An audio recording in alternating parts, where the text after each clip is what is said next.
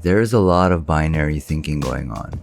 But with the advent of modern civilization, it tends to wreak havoc on our nervous system, as we categorize everything in life as a choice between this or that, what is good and what is bad.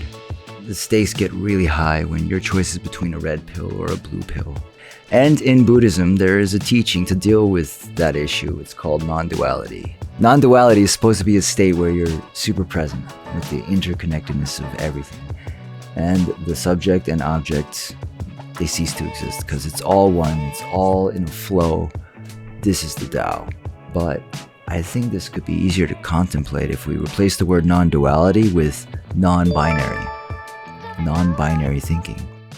Our decisions before modern civilization were more often, in fact, matters of life or death. When categorizing data into two groups made a lot more sense. Day is safe, night is dangerous. You can eat this, don't eat that, don't eat that. Kill this animal kills you.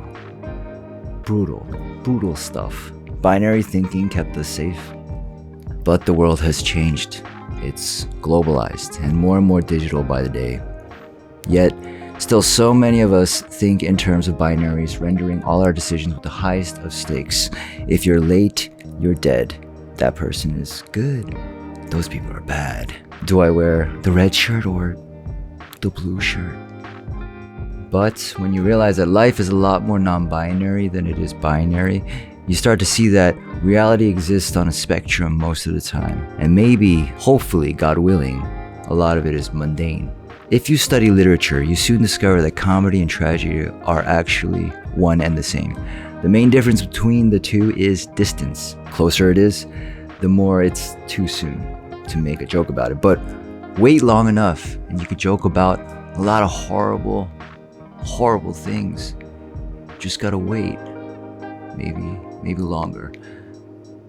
Or you can try and create that distance in your mind whenever you face hard choices. And the more you do that, the more you'll see the absurdities of this game of life, this tragic comic nature of this cruel and beautiful existence. The deeper we understand our infinite interconnectedness, the more surprised and delighted we can become knowing that we are all going through some pain and some joy at the same time, every one of us.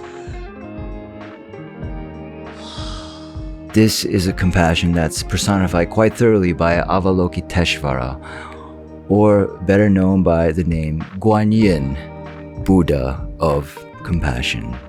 Thought to be the most beloved Buddha in the world, Guanyin first appeared in the Lotus Sutra, describing them as a compassionate bodhisattva who hears the cries of sentient beings and who works tirelessly to help those who call upon their name. And in the beginning, Guanyin was depicted as a man, but around the 12th century or so, they were more known as a woman, and today often depicted as androgynous or non-binary.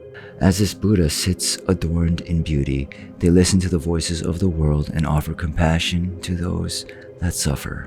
One of the greatest tragedies of our time is the second-class treatment of women across the entire world. The largest minority group that also happens to be the majority of the world population. This non-binary movement feels a lot like the emergence of avatars of Guanyin, manifesting on this planet after hearing so many cries to eradicate sexism from the face of the earth. Maybe not. But I promise you, if you dismantle the binary thinking in your minds, the stuff that's causing so many divisions amongst us as a people, you'll start to relax, because we also might be doing okay, and eventually we'll try to keep spreading love and laughter across this dark world. And if you're looking for love, check out this video where I talk about how you can find it in the most unlikeliest of places.